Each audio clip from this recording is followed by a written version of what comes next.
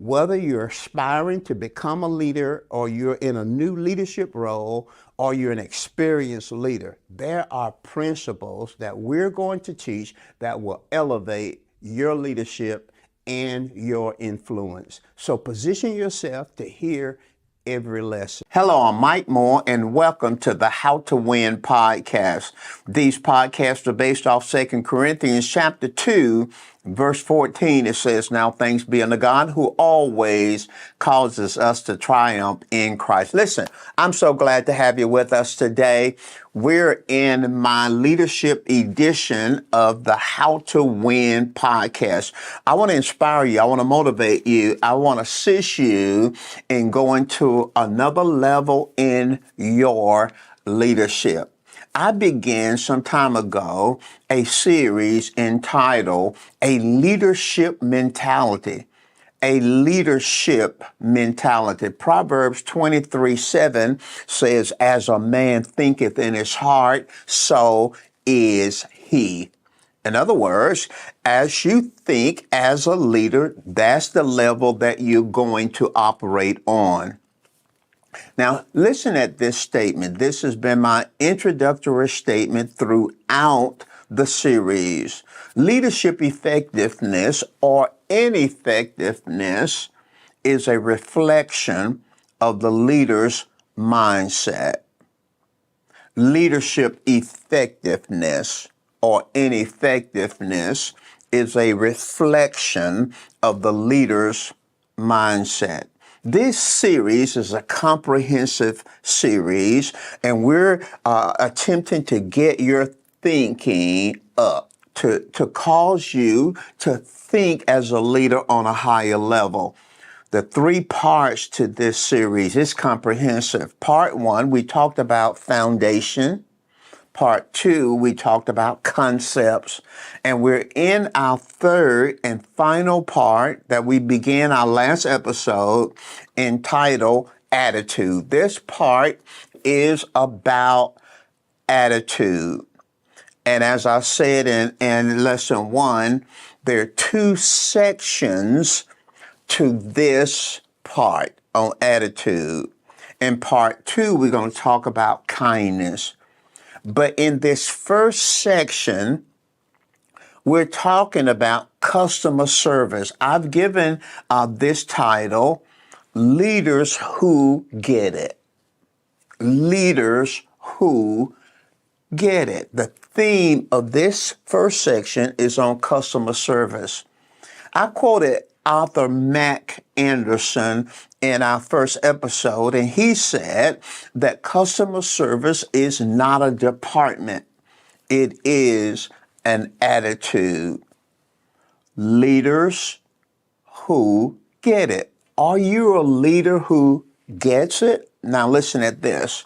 Leaders get it when they understand the connection between how customers are treated or how they're perceived that they're treated and success. There is a connection between customer service and success. And when I say success, I'm talking about revenue. You need revenue. I'm talking about profit. You want your business, nonprofit, for profit, to increase. I'm talking about, when I say success, I'm talking about growth. I'm talking about partnership, expansion. I'm talking about loyalty. So we're talking on customer service, leaders who get it. In this second lesson, I want to talk from the subtopic, why is great customer service a big deal? You know why it's a big deal, because at some point in your experience, whether going to a store or some kind of entity, church, whatever, you have experienced positive, good customer service, and you have experienced poor, negative customer service. So in this episode, we want to begin to answer this question. Why is great customer service a big deal? Why is it important? Why is it a big deal? There are three parts. I'm going to divide this episode into three different areas. And in this first area, I want to give you some insights, 7 in particular insights, just introductory insights as it relates to why customer service is a big deal. Number one, great customer service does 3 things for us. Those of us who are in business or ministry or church work, profit, nonprofit, customer service does 3 things for us. Good customer service causes us to stand out. Secondly, good customer service causes us to win repeat business. And if we're going to grow and be successful, we need repeat business. And then thirdly, good customer service helps us to create customer evangelists. Come on, say customer evangelists. Customer evangelists are those who rave about the experience at your business or your church, your ministry. They rave about it, and they go out and tell others about what they experience at your business, your ministry, your church. Customer evangelists. Secondly, we're talking just general insights about what's the big deal about customer service. Henry Ford said, it is not the employer who pays the wages. Well, I thought it was the employer who pays the wages, and I bet you thought it was the employer who pays your wages, but Henry Ford said it is not employers who pay the wages.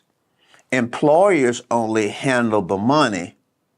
It is the customer who pays the wages.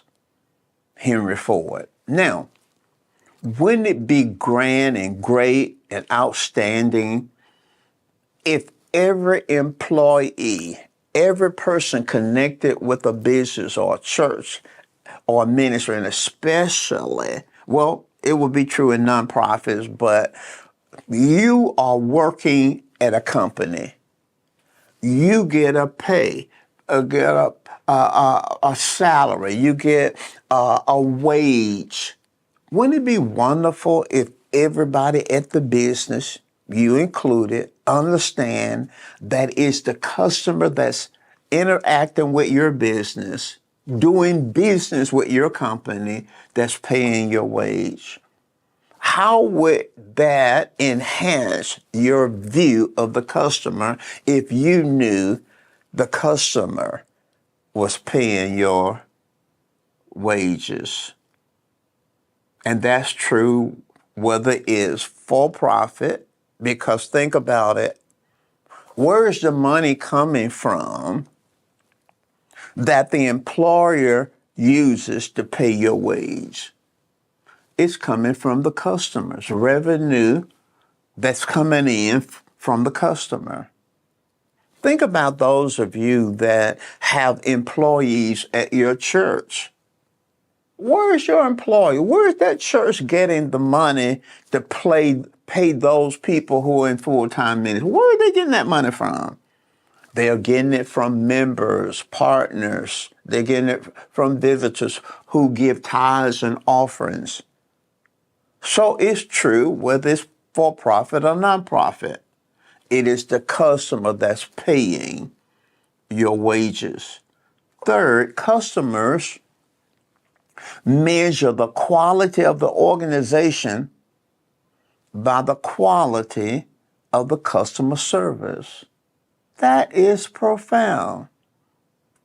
Customers measure the quality of the organization by the quality of the customer service. Let's unpack that for just a moment. In the eyes of the customer, you are the organization. You meaning the leadership, the employees, the volunteers. The customer sees you as the organization. In the eyes of the customer, you shape the organization's reputation. You shape the organization's reputation. The leadership, the employees, the volunteers, you shape the reputation of the organization. Now, listen at this. Customers do not do business with a company. They do business with people who work for the company. Leaders who get it understand this. Years ago, many years ago, I ran across accidentally a cleaners that had recently opened up. And I often take my clothes to the cleaners, and I went to this cleaners because I wanted the cleaners, it was new, I wanted them to do well. Now, I've got a lot of clothes, so I had a stack of clothes, and I walked in the front door of the cleaners with these clothes. In fact, I had both arms around the clothes. When I walked through the door, the person at the counter, the person who was waiting, was getting ready to wait on me, the staff person, the employee person, looked at me with such a frown on his face, and he had this impression like I was bringing him trouble. He had the impression like, no, you're not bringing all these clothes here. Now, we're talking about a business, a for-profit business. This employee wages were being paid by me, the customer, and those who support. And yet, his whole attitude was that, listen, I'm not looking for work. All these clothes gonna give me one work. Why you bring it? That was his body language. Now, I never went back. I never went back to that cleaners. Never went back. Never went back to that cleaners. Now think about it. I did business. I didn't do business with the cleaners.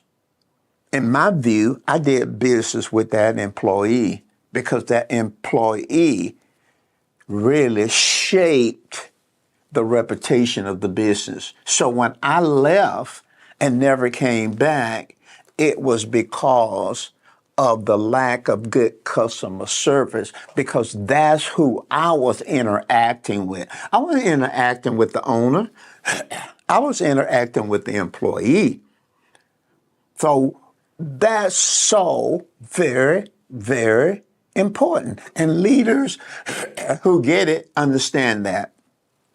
Number 4, customers vote on how well we do our job with their money, time, attendance, membership, partnership, and loyalty. Did you get that? Customers vote. You didn't know that? You didn't know that customers vote? Yes, every time they come to your church or come to your ministry or come to your business, they're going to vote on you. And they're going to vote on how well you do your job by their money, with their money, their time, their attendance, their membership, their partnership, and their loyalty. I voted on that cleaners. I cast a vote on that cleaners. And people who do business with you, and I know, unfortunately, some churches, and here, this is not a put down, this not, I'm trying to help, I'm trying to enhance, I'm trying to help you, Pastor. When people come to your church, they're going to vote on how they are served.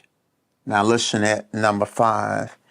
If competitors serve our customers better, we lose their vote. If competitors serve our customers better, we lose their vote. That cleaners that I went to one time lost my vote.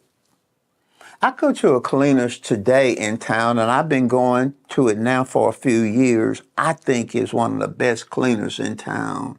And they're getting my vote with my money, my time, my attendance, my partnership, my loyalty.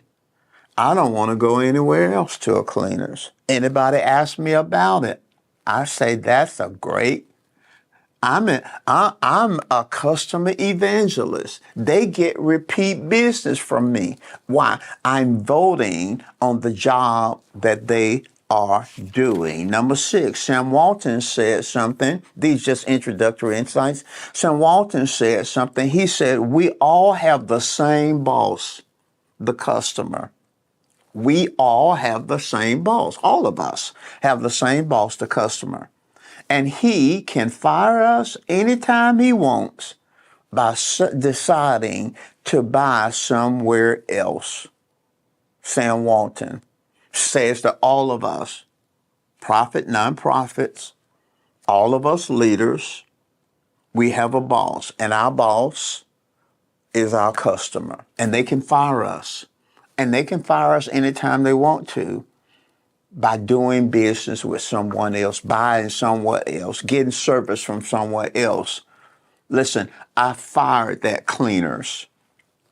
I fired them and didn't say a word to them. I fired them because I decided that I was going to do business with someone else. Number 7, customers are unrestricted free agents. You may not be accustomed to that term, unrestricted free agents, but in the NBA and in other sports, employees or players on the team are agents of the team. Some are restricted free agents, which means when their contract ends, they can decide to go somewhere else, choose another team. But if they're restricted, then any team that offers them a contract, the team that they're presently a part of, can override it by paying them more. They have an advantage because this agent is restricted. But unrestricted free agents are those players when their contract ends. Let's say they had a 3 or 4 year contract, it ends, and they're unrestricted free agent. That means they can go to any team that will offer them a contract, and there's an agreement, and the present team can't do anything about it. They have no leverage. Unrestricted free agents. Customers, whether they be members, whether they be visitors to our church, whether they be internal customers, we'll talk about that, employees, volunteers, whether it be for-profit, employees, volunteers, they are all unrestricted free agents, which means they can fire us or they can terminate their contract or they can decide to leave us, and there's absolutely nothing we can do about it. And that's so very important. Now, let's move. There are about 3 areas I wanted to cover. I wanted to give you some introductory thoughts about customer service, but now I want to talk about briefly 3 kinds of customer service. Number 1, there's lousy customer service. Number 2, there's memorable customer service. Number 2, satisfactory customer service. And number 3, memorable. Lousy, satisfactory, memorable. Lousy customer service is expectations that are not met. The customer's expectations are not met by you. In other words, the customer is unhappy. Satisfactory customer service means the customer is okay with the service, but it's nothing special. The customer is not impressed. They may come back to you, may not. They'll go somewhere else, may come back to you sometime in the future. It's satisfactory. It's okay. And then finally, what you want is memorable customer service. This is customer service beyond the person's expectation, beyond their expectation. It's service that have the wow effect. Customers are actually amazed and overwhelmed in a positive way, and that's what you want. Now, I want to close this episode by talking briefly about how the internal customer experience determines the external experience of customers. There are internal customers. Internal customers will be your employees, your volunteers, the workplace experience, internal customers. External customers would be the community at large, the people that you're serving, other businesses, visitors, potential clients, shoppers. These are your external customers. I am saying that the internal customer experience will determine the external experience. Now, what do I mean by that? I'm saying that good customer service starts at home. Can you explain that further? Yes. To build a customer-centric business or organization, a business that is customer-centric, we must build an employee, volunteer-centric business.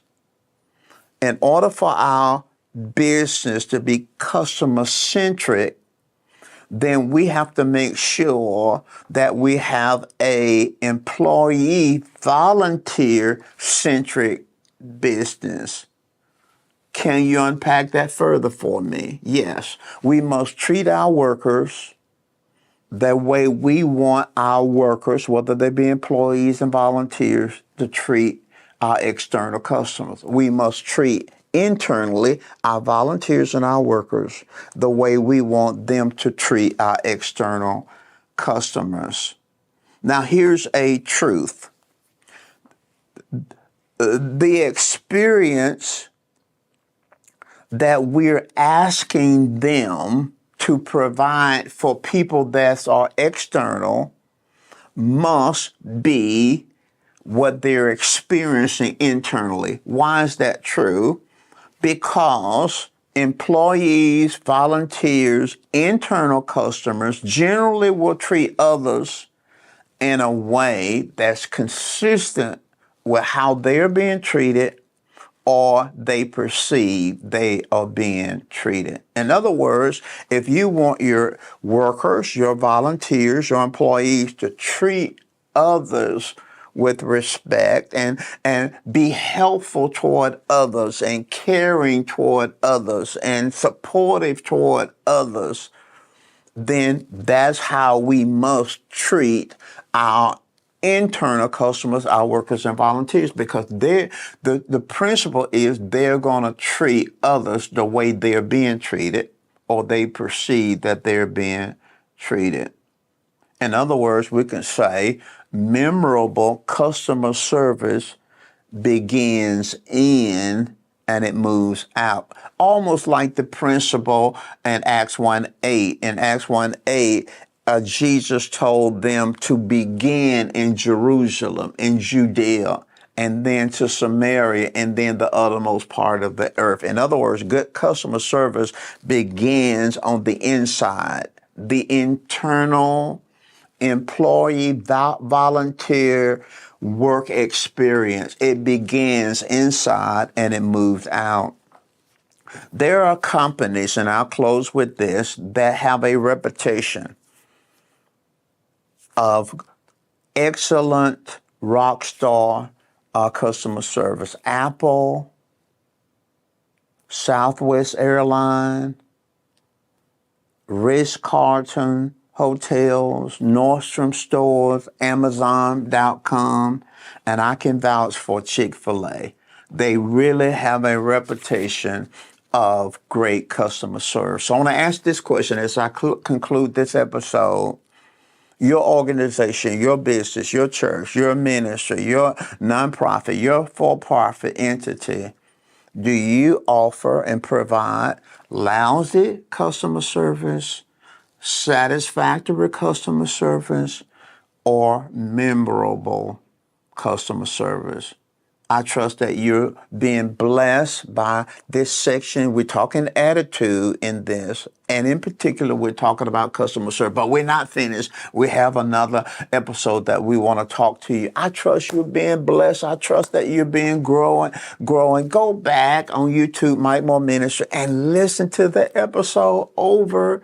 Subscribe to my YouTube channel. Subscribe. Help me out, and then share what you're learning and tell other folk about this podcast. Listen, I gotta go. I pray you have a great rest of the week, and thank you for taking this journey with me.